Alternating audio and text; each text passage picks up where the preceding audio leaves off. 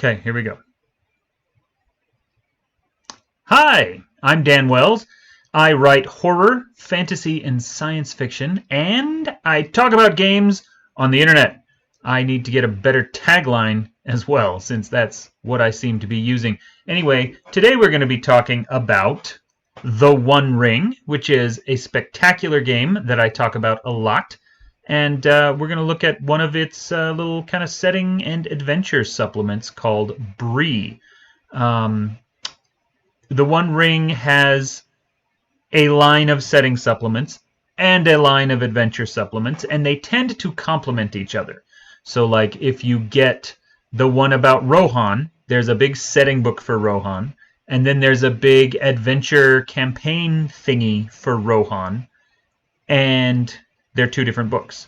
For Bree, you just get one book. Okay, there's a bunch of setting information in it. There's new character options. There's all kinds of stuff, and then there's just 3 adventures at the back.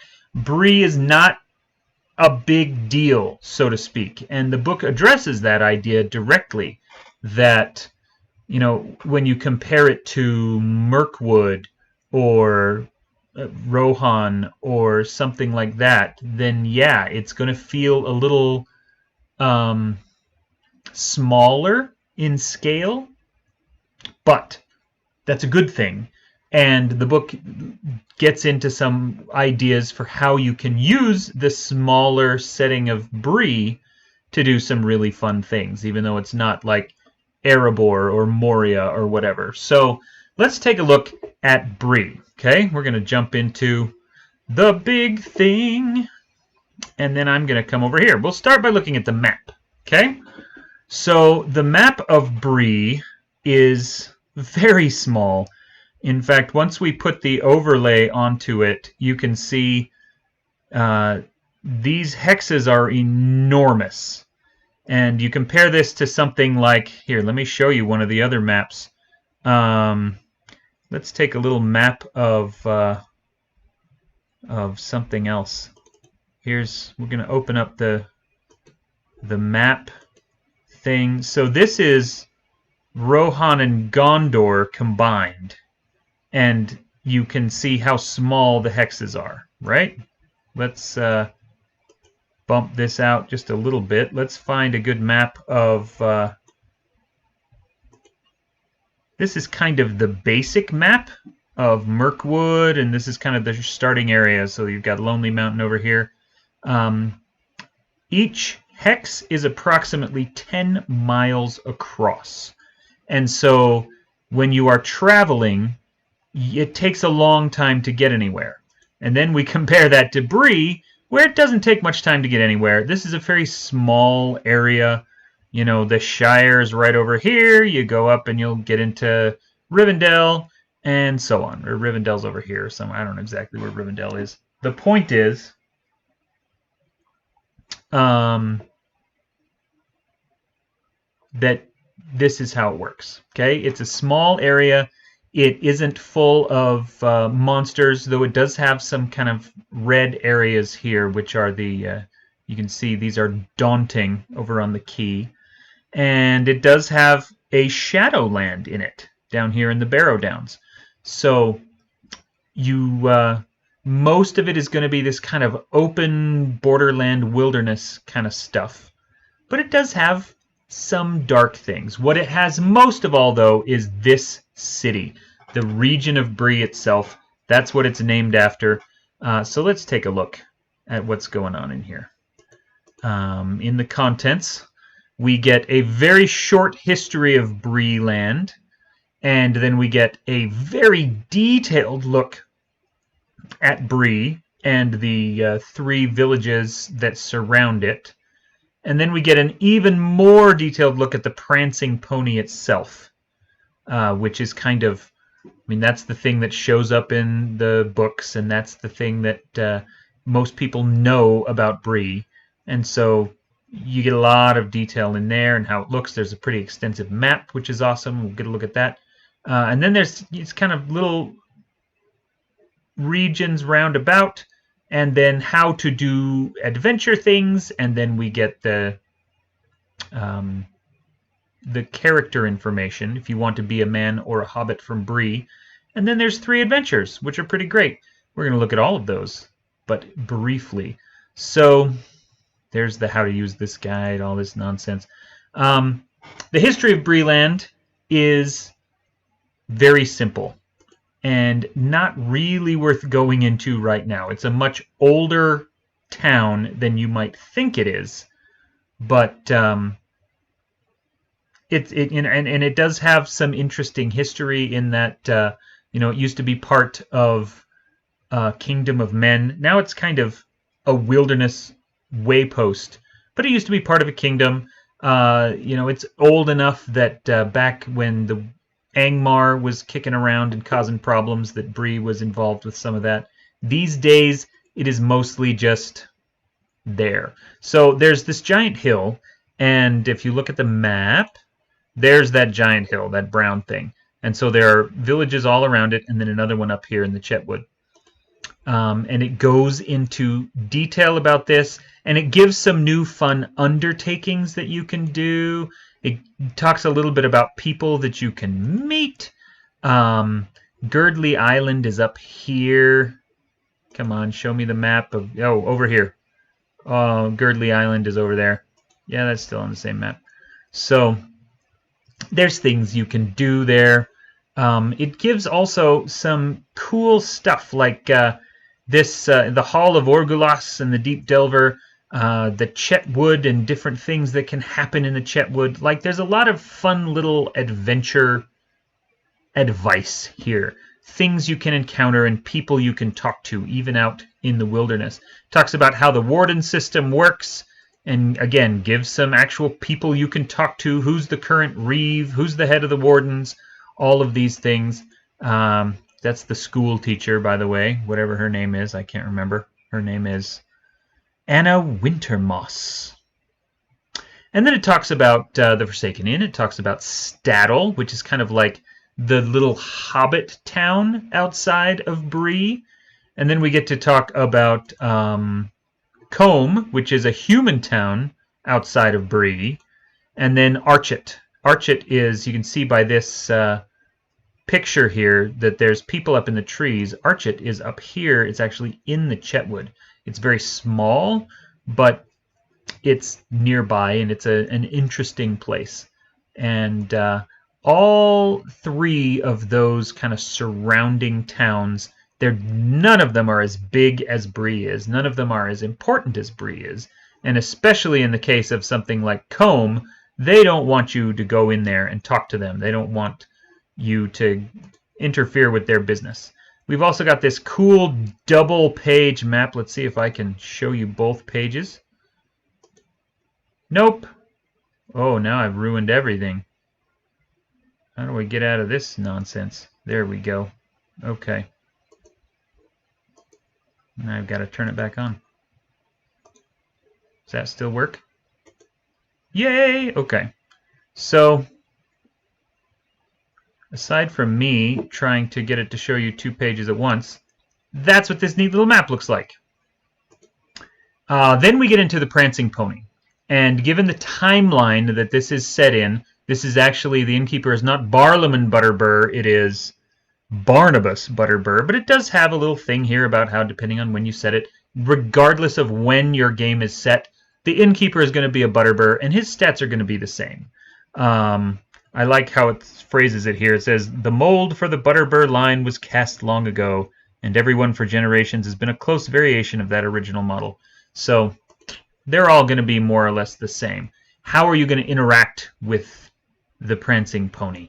There are things that can happen. It gives advice for encounters, for guests that you can run into. It gives, well, and the guest thing, this is super cool because, you roll a success die, or a success die here and a feat die here. And so you might get a normal guest, or you might get a special, like, different guest, an uncommon one, which is really fun. And then it gives a map. There's the ground floor, and then there's the first and the second floors, which, really, this reminds me in a lot of ways of the Warhammer Fantasy roleplay system, because they've got, really great maps of inns. If you get something like Enemy in the Shadows is their huge campaign, or the Rough Nights and Hard Days. Inns and way stations are a big deal in those games. And so we've got a very similar opportunity here with Bree. And so there's a full key of how to use this whole map and everything. And then it talks about the surrounding areas. And again, it's offering adventure ideas and things that you can do. And I do like this section here, which talks about how to use the smallness of the setting as a feature rather than as a bug. Okay? How can you take this lonely little way station that's out in the middle of nowhere? It's not surrounded by danger in the way that like Bjorn's house is, and it doesn't have an amazing person like Bjorn that you can rely on to get you out of trouble. No one at Bree is going to come join the Battle of Five Armies and win it for you, right? But it is it's an out-of-the-way place, and because of that, you can tell the kinds of stories here that you couldn't tell anywhere else. You can do, the little small help the farmer kind of quests. One of the adventures in the book just starts with a guy who, doesn't show up to work one day, basically. He didn't come to his uncle's funeral, and now he's missing altogether, and everyone's like, what's going on? And so you can do these little, small-scale stories. You can use the loneliness of Bree as a feature, where you're out on the plains, these big open plains that are out here, and there's nothing there. You can use that as a feature as well. I mean, they're not especially huge, but the fact that they are so uneventful can emphasize that, whether you're trying to do that for a storytelling narrative purpose, or whether you just want to use that kind of sense of loneliness for an emotional purpose, to set a mood for the story that you're trying to tell. Remember also that, a significant chunk of Fellowship of the Ring takes place all in this area here, and that it was still very exciting and interesting. The Nazgul, the Black Riders, were running around. They were chasing him through here. They got away through the forest.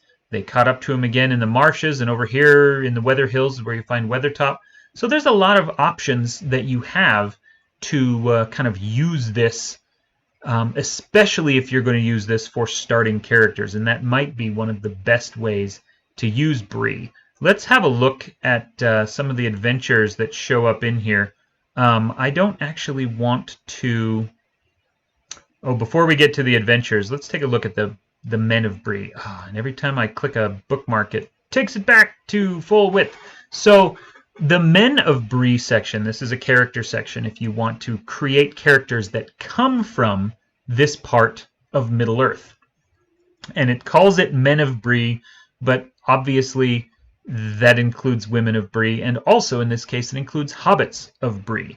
And it gives some notes later on for how you can use hobbits instead if you want to. There you go, Bree hobbits.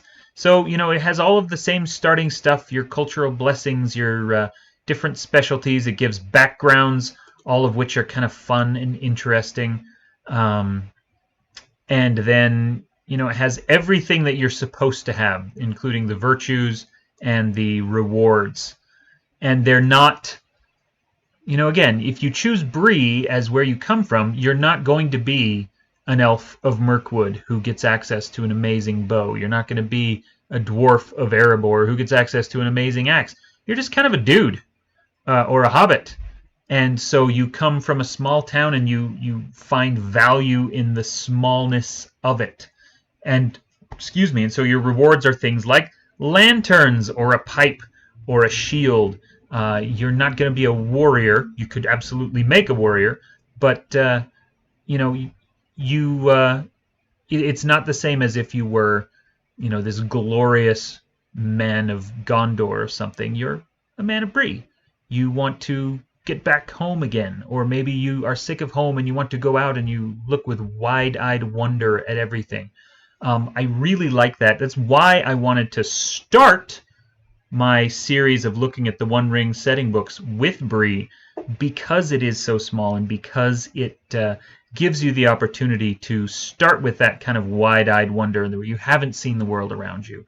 When the hobbits in Fellowship of the Ring show up at Bree, this is the first time many of them have seen men at all. And then the people there, some of them are traders and travelers. That's why there's an inn. It's at a huge crossroads right here. But you get to start with that small scale and then move up, which is nice. So here, we're not going to show you those. I'm going to go back to the table of contents, and it's going to break again. Okay, so we have Old Bones and Skin, Strange Men, Strange Roads, and Hold Up in the Steddle. These are single adventures. They are standalone adventures which can be, if you want, combined into a larger campaign. Or as the start of a campaign, if you, like I suggested, want to grab your characters, start them kind of small scale in Bree, and then branch into something much larger later on. You can absolutely do that. And so the way the One Ring works, you have that fellowship phase in between adventure phases. So you could do this adventure, Old Bones and Skin, which, as you can tell by the name of it, kind of deals with the Barrow Downs a little bit, and sets up some interesting puzzles for the future and hints at some larger villains for the future. And then you can have your fellowship phase. You can go back home to the Shire or to Bree, wherever you have your little farm or your little merchant house, and have your fellowship phase. And then the next day, Strange Men, Strange Roads, something is going to pull you a little farther away and pull you out.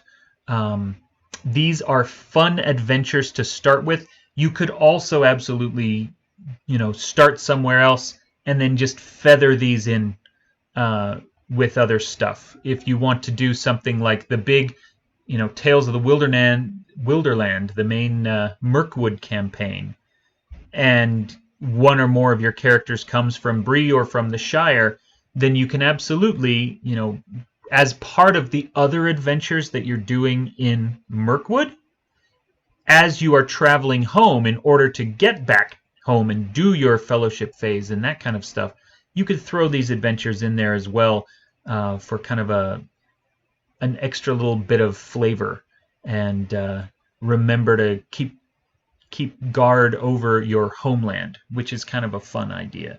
So I love this game immensely. It is one of my favorites, and the Bree supplement, as simple as it is a really fun area to visit, and it is a fun area in particular to start in, just because it follows the books, because it has the right sense of littleness and growth to it, and I think you can do a lot with it. So I am a big fan of this book about Bree. So there you go, and thank you very much for joining me. This has been a very tiny review. There's not a lot to say about a tiny little town with one inn in it, but I do think you can have a lot of fun adventures there. So thanks for watching, and I will see you on my next review.